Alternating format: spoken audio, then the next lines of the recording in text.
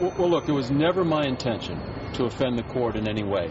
I have the utmost respect for the court. I made the decision to withhold the names early on because I was gravely concerned about how this release would affect the men and women in the Chicago Police Department. I did not make that decision lightly. You have officers out there making split-second decisions every day. They cannot be worried about having their names being any type of list when you look behind some of the initial complaints.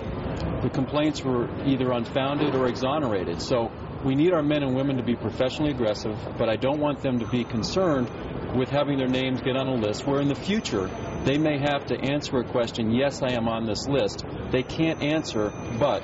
And my decision was made strictly for one reason, and that was for the well-being of the men and women of the Chicago Police Department. Superintendent, he said something which must have taken you aback. You're a crime fighter, and he quoted from Judge Williams and said, Robin Hood was a criminal, but he was still a criminal, and he said, you of all people should know that. What were your thoughts when you heard him saying that to you? Because what you do for a living? Well, I think that shows the seriousness of the issue on hand. Like I mentioned earlier, I did not make this decision lightly. We complied ahead of the judge's schedule on Friday afternoon, but I weighed this decision very, very seriously. It was one of the toughest decisions of my life that did not involve a life or death situation. You have officers whose names were on this list, and when the complaints were investigated, they were found to have either been unfounded, in which they never happened, or they were exonerated, in which the officers were found to be in full compliance with our rules and policies. So when you have officers like that who have only been out and done exactly what they've been trained to do, and now they're included on a list in which people have referred to it as a repeat offender, repeat beater list, that casts them in a very, very negative light. And when you look behind the complaints and actually go into the investigations of these allegations, you have officers now who are grouped in a negative connotation, when you actually looked at their investigations, they did nothing wrong. So I do think it's unfair that these officers are lumped into this group without the chance of ever having really to be able to defend themselves. But the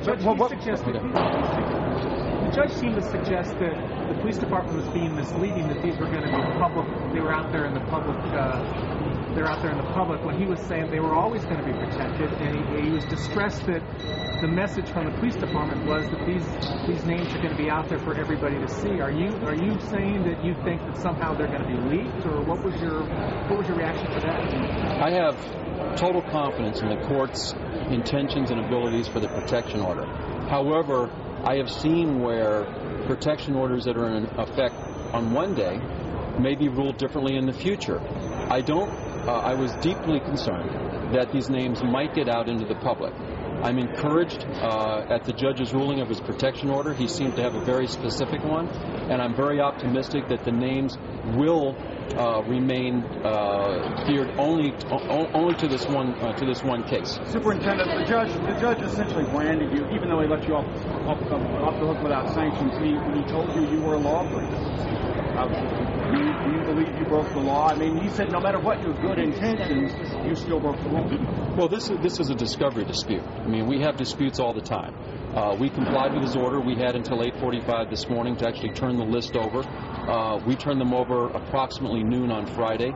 We wanted to make sure we exercised all legal options. I wanted to make sure that the judge was firmly aware of my position. It was crystal clear today that he was. I felt we exhausted all of our legal remedies at this time.